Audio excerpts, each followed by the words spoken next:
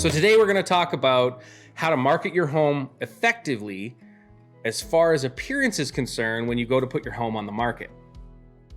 So this video, we're going to talk about what I think is an important discussion that a lot of people don't have prior to actually hiring a real estate agent, and that's understanding what it takes to get your home market ready. These are recommendations based off my own experience as somebody who's sold a lot of houses here in the Calgary area, and the things that I've learned over the years at what makes a difference in each individual home.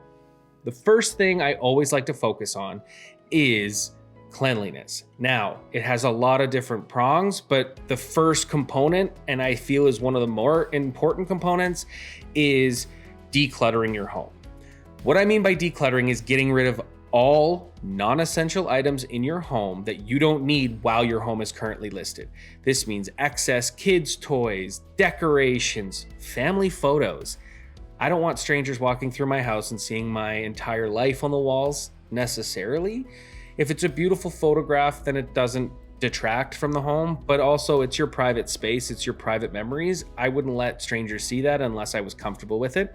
But getting rid of like knickknacks and items on bookshelves. You can see over my shoulder here, I've got a bookshelf. There's some information, brochures, containers, all that stuff. That's actually too cluttered in my opinion, but it's simple enough that people will look past it.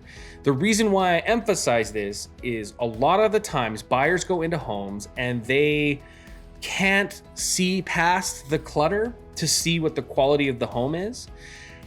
And that creates a challenge because they're not buying your stuff, they're buying the structure, the floors, the kitchen, the cabinets, the appliances, the toilets, the bathrooms, the closet space. So if you have a home that is completely clogged with items, it can actually make your home value look less, and people will instinctively devalue that in their own mind in a market where there is competition. Now, I will add a caveat. If you do have any jewelry, if you have any personal items that you value and you don't want anyone being able to see them, put them in a safe location that you can secure. That way, you're not going to run into somebody who decides to get sticky fingers. I go through with all of my clients to make sure that they are not touching anything they shouldn't be touching, but in some instances that could happen. There are people out there who just don't have high morals. So you just got to protect yourself when you get into that situation, okay? The next point that I think we should talk about, and it's part of that cleanliness original idea, is having your home professionally cleaned. Now, yes, I understand that having a third-party company come in and clean your home can be a little bit intrusive and it's expensive. But I assure you, if you get your home cleaned professionally before you list it, it will come back to you in the sale price of your home. Because we overlook things in our own home. I live in a house with two young boys. They are chaos and chaotic, okay? Those are their nicknames. The mess that they make, we clean up, but we often overlook a lot of the things that really make a big impact when people are looking through your home. And it's stuff like degreasing your cabinets in your kitchen because cooking grease and food and all that stuff can get on there. Cleaning baseboards, floors, scrubbing the absolute crud off of everything in a bathroom. It gives you the opportunity for what I like to call the blank slate, or the opportunity for you to showcase your home with a nice, clean start. What this does is this actually allows you to also maintain that level of clean throughout your entire showing process. You're selling your home.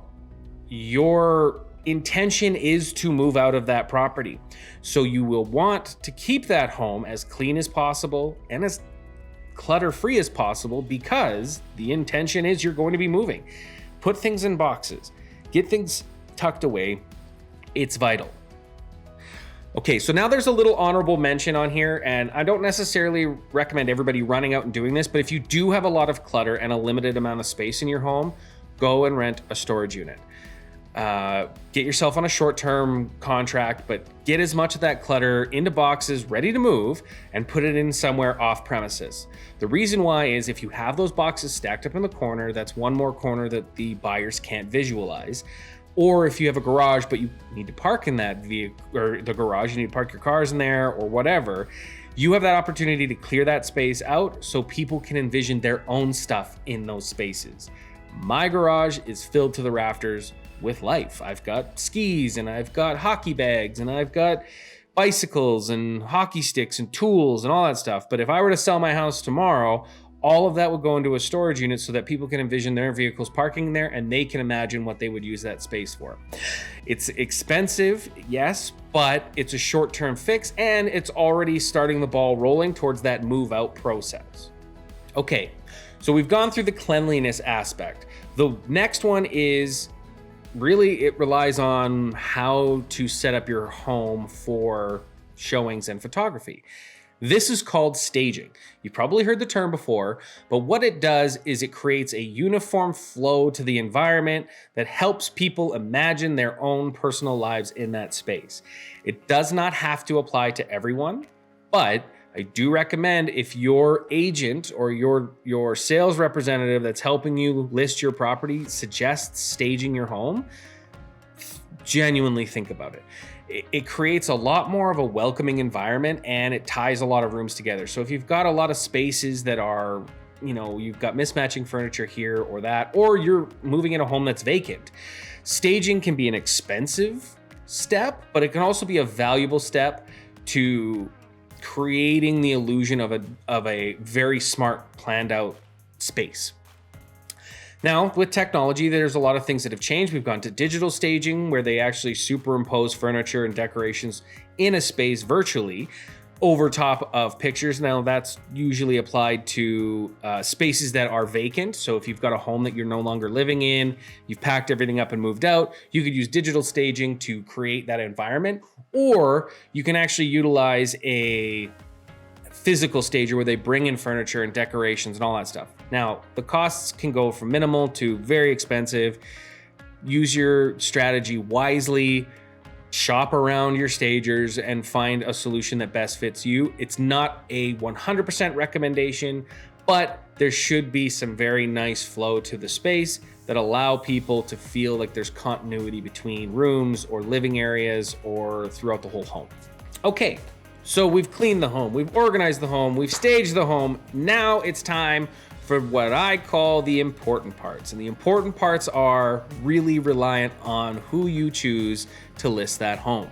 You need to have confidence in your agent's ability, your realtor, your sales associate, whomever it is, in their ability to create a compelling marketing material package so that when people come to your listing on MLS or online or even physically in an open house or in a showing, that they get a true representation of that space. So I always apply the standard bare minimum practice, which is actually a lot higher than some real estate agents utilize, and that is extremely well vetted out professional photographers that use all of the right lighting and steady cameras. I do 3D tours.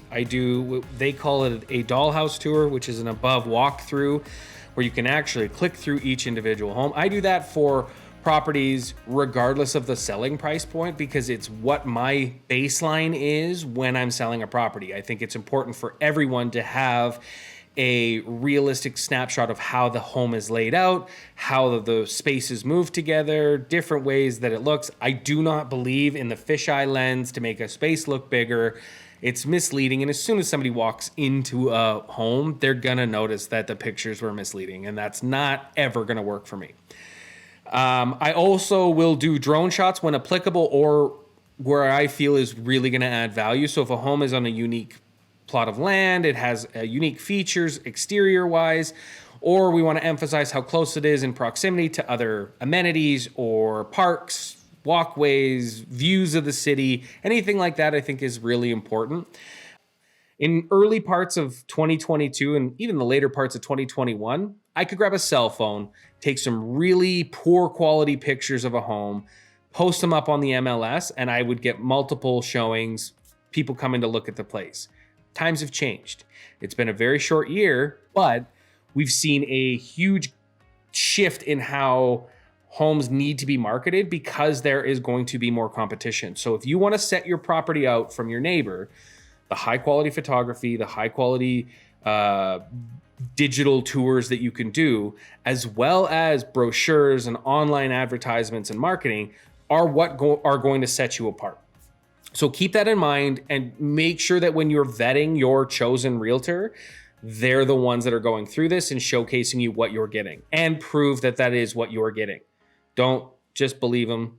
Make sure you're getting what you wanted out of that transactional deal. The next one is understanding how you're being exposed. That property is being exposed. This means, are you getting ads put online? Are they being distributed through Google, Facebook, Instagram, Twitter? How are they getting advertised out there? You should be able to get a report from your real estate agent that showcases where and why and how everything is being shared, what kind of click-through rates, all of that kind of stuff. But the evidence will be in how you are getting showings, which leads me to my most important part. If you are selling your home, you need to make showings a priority. And I mean your top priority while you're selling your home. Yes, schedules are difficult. Yes, things are challenging. However, if you have somebody who is a vetted, interested buyer wanting to come and show your property, you really need to do your best to make sure that that space is available for them. Make sure you're maintaining your property as well. We don't want anybody slipping on snow or in the poor weather. We are in winter here right now when I've recorded this video, and it's a genuine risk. In the summertime, mow your lawns, clean up the dog mess in the backyard, keep your property nice and clean, keep your outdoor spaces staged as well. I know it makes it feel like an unlivable environment, but that's not the whole goal of selling your home. You're not still enjoying that space as much as you want because you want other people to envision themselves enjoying that space. So you have to kind of treat it like a hotel almost, where you're going in, you're cleaning up every day, you're getting ready, you're moving on to the next hotel. You're not creating this livable, enjoyable environment, because the challenge is you want to be able to sell that. I will tell you this, I've seen it more times than I can count.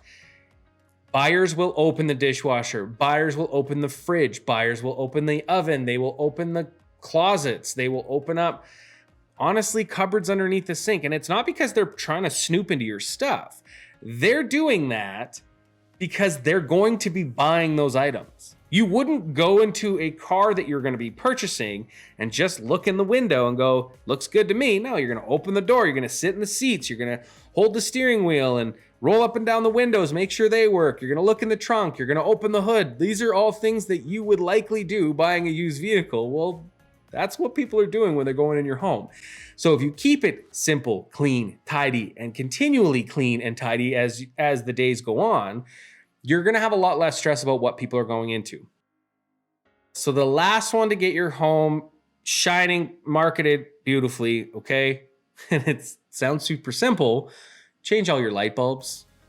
Make sure all the light fixtures work. If they don't work, fix them, okay? And you're going to find when you go through that big cleaning that you're going to find bruises on the wall, knocks in the wall from paintings that have fallen or when you put them up, scratches on the floors. Rectify those issues before you go live with your listing, because when you have people come into your home, scratches down the wall means, okay, when I purchase this home, I'm gonna have to paint. Well, they could potentially come back and take that price off of the sale of your home. The statistics that we've seen year over year is you get 100%, almost 100% of every dollar you spend painting your home. Now, if you're using a third-party contractor, it's a little bit more expensive and you might not see that same return on your investment. But if you've painted your walls and you've cleaned them all up so that they're all a nice fresh start for whoever's purchasing that home, trust me, you'll get that money back. If you leave them and there's scratches and dings and holes in the wall and it just in regular disrepair, yeah, you're probably going to see a little bit of some downward pressure on that price in a blend or balanced or buyer's market. Now, if it's a seller's market, unfortunately, you can basically list it however you want because the inventory is so low, you're going to have people who are considering it. So keep these things in mind. I think that wraps up the video for this session here.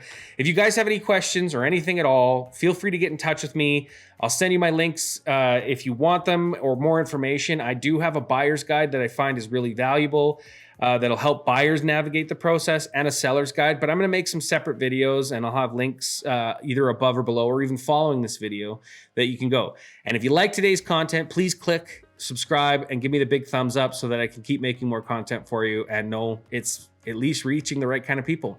Thanks a lot and have a great day.